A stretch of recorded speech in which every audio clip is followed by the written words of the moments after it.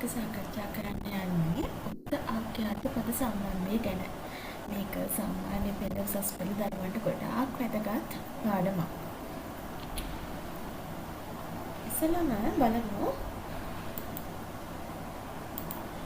වාක්‍යයක උක්තය සහ ආඛ්‍යාතය අතර පවත්නා සම්බන්ධය උක්ත ආඛ්‍යාත පද සම්බන්ධය කියලා කියනවා. වාක්‍යයක උක්තයයි ආඛ්‍යාතයයි. බලන්නකෝ වාක්‍යයක් සාමාන්‍ය අපි වාක්‍යයක් ගත්තාම මේකේ ප්‍රධාන කොටස් තුනක් තියෙනවා. එකක් තමයි උක්තය, ආඛ්‍යාතය, කර්මය. නැත්නම් උක්තය, කර්මය, ආඛ්‍යාතය කියලා අපි කියනවානේ නේද? මෙතන ළමයි පොත් කියවති කියන වාක්‍යයේ උක්තය කවුද? ළමයි. ආඛ්‍යාතය කියවති. එතකොට මේ ආඛ්‍යාතයට භාජනය වෙලා තියෙන්නේ මොනවද? පොත්.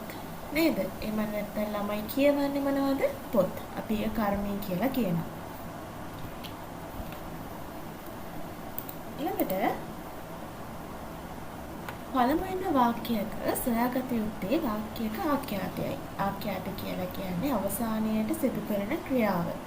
හැබැයි මේ වාක්‍යයක තියෙන මේ ආඛ්‍යාතය අවසානයේම විතරක් නෙමෙයි තියෙන්නේ. ඕනෑම ස්ථානයක මේ ආඛ්‍යාතය කියන එක තියෙන්න පුළුවන්.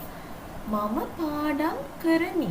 එතකොට මේ වාක්‍යයේ ආඛ්‍යාතයේ තියෙන අවසානයේට කරමි. නටත් අයෙක් සුරා මති. නටත් කියන ක්‍රියාව තියෙන්නේ නැත්නම් ආඛ්‍යාතයේ තියෙන මේ වාක්‍යයේ මුල.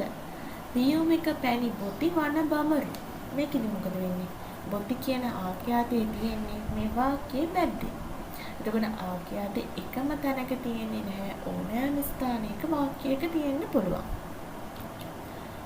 ආඛ්‍යාතයෙන් ප්‍රශ්න කළ පසු ලැබෙන පිළිතුර උක්තයයි.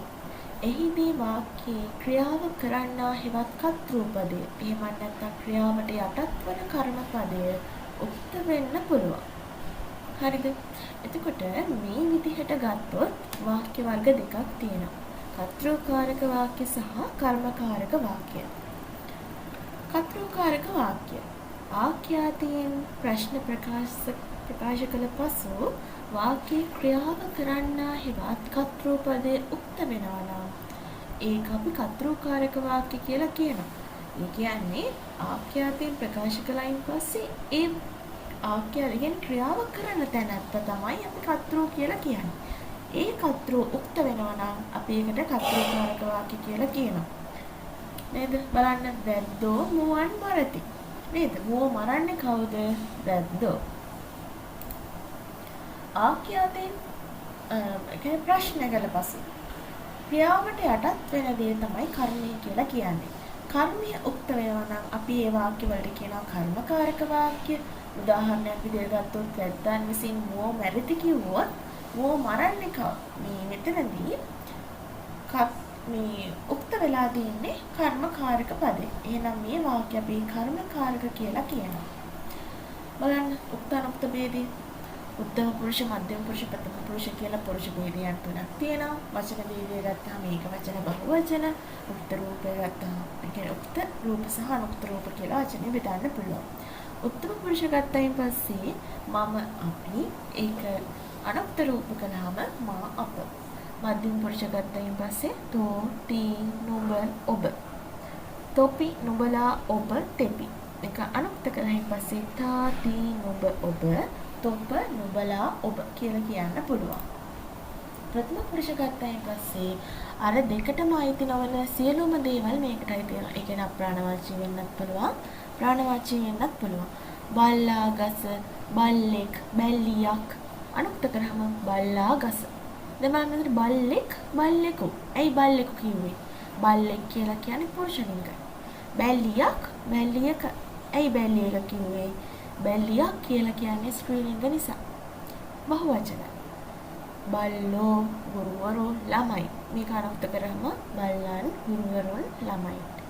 අම්මලා, අම්මලාමයි, ගස්, ගස්, පුටු, පුටු. ඇයි ගස් ගස්ම උනේ? පුටු පුටුම උනේ. මේවා අප්‍රාණවාචී නිසා.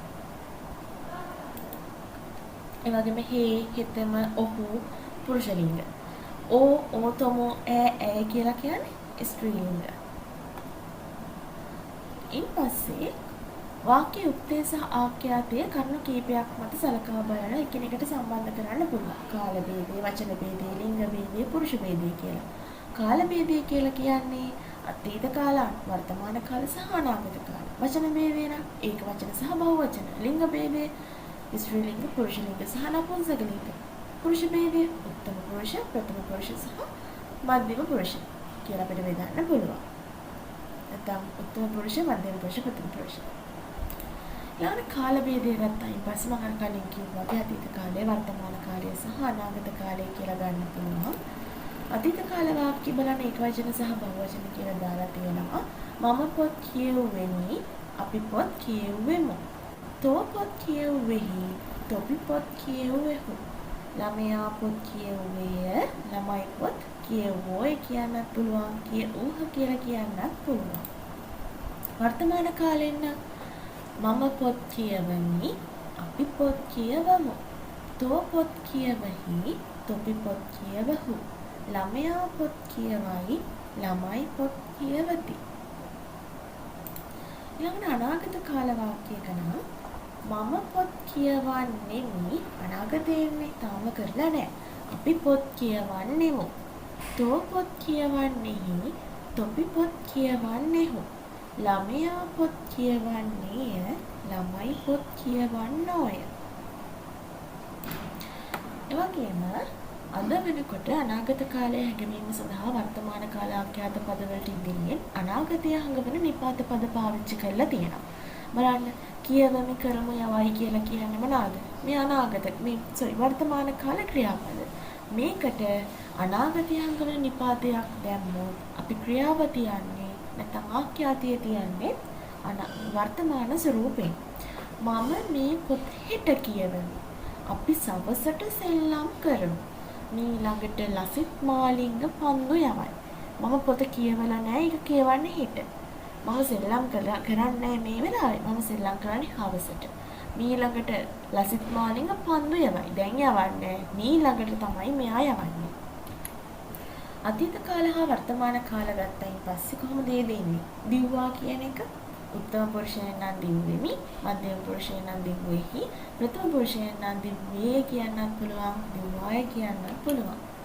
බහුවචනයෙන් නම් දිව්වෙමු, දිව්වෙහු, දිව්වෝය, දිව්වෝහ කියලා කියන්නත් පුළුවන්. අපි බලමු තව එකක් අරගෙන දුවනවා කියන එක. උත්තම පුරුෂයන් නම් දුවමි, මධ්‍යම පුරුෂයන් නම් දුවහි, ප්‍රථම පුරුෂයන් නම් දුවයි. ඊළඟට බහුවචනයෙන් නම් දුවමු, මධ්‍යම පුරුෂයන් නම් දුවහු, ප්‍රථම පුරුෂයන් නම් දුවති. වචන භේදය ගත්තයින් පස්සේ අපිට ඒක වචන සහ බහුවචන කියලා බෙදන්න පුළුවන්. එකක් නම් ඒක වචනයයි, එකට වඩා වැඩි නම් බහුවචනයි. උක්තේ ඒක වචන වෙනවා නම් ආඛ්‍යාතයත් අපි ඒක වචනෙන් තියන්න ඕනේ. උක්තේ බහුවචන වෙනවා නම් අපි ආඛ්‍යාතයත් බහුවචනෙන් තියන්න ඕනේ. ඒක වචන සහ බහුවචන යෙදෙන ආකාරය මම පොත් කියවමි, අපි පොත් කියවමු. තෝ පොත් කියවහි, තොපි පොත් කියවහු. ළමයා පොත් කියවයි, ළමයි පොත් කියවති. බලන්න අතීත කාල වාක්‍යවල ප්‍රථම පුරුෂ ඒක වචන නාම පදයක් උක්ත වෙලා තියෙනවා නම් ලිංග ભેදය අනුව ආඛ්‍යාතය තියන්න ඕනේ. අයියා පොත් කියවුවේය කියන්නේ මොකද්ද? පුරුෂ ලිංගයක්. අක්කා පොත් කියවුවාය. කියවුවාය කිව්වේ අක්කා කියන්නේ ස්ත්‍රී ලිංග පදයක් නිසා. හැබැයි වර්තමාන ආඛ්‍යාත පදවල ලිංග ભેදයක් දකින්න නැහැ. අයියා පොත් කියවයි, අක්කා පොත් කියවයි නේද? පුරුෂ ලිංග සහ ස්ත්‍රී ලිංග කියලා අපිට ලිංග ભેදයක් දක්වන්න ලැබෙන්නේ නැහැ වර්තමාන කාල පදවල. ලිංග ભેදයක් බැලිය නොහැකි අප්‍රාණවාචී අපසවණී ප්‍රාණවාචී දේවල් අපි නපුසල කියලා ලිංග කියලා කියනවා. ඒ වගේ පදයක් උත්ත වෙලා තියෙනවා නම් හැම විටම පුරුෂ ලිංග රූපයෙන් පමණක්ම ආඛ්‍යාතයේ තියන්න ඕනි. ගස සුළඟට සෙලවුණි, සෙලවුණේය. ගාලු නගරයේ සුනාමියෙන් විනාශ විය, විනාශ වූයේය. ගසටත් ගාලු නගරයටත් පණක් නැහැ. පුරුෂ ભેදය ගත්තයින් පස්සේ තමන් ගැන කියවෙන පදයක් උත්තම පුරුෂ කියනවා මම අපි. තමන් ළඟ සිටින කෙනෙක් අමතන්න කියනවා මධ්‍යම පුරුෂය නුඹ නුඹලා. සසු සියල්ලම ප්‍රථම පුරුෂ වෙනවා.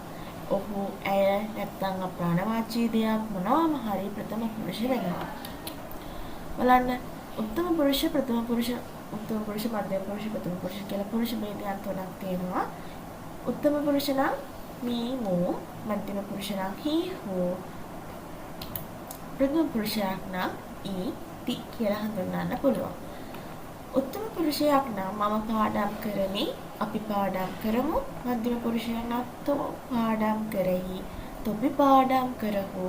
ප්‍රථම පුරුෂයෙක් නම් ළමයා පාඩම් කරයි, ළමයා පාඩම් කරති කියලා ලියන්න පුළුවන්.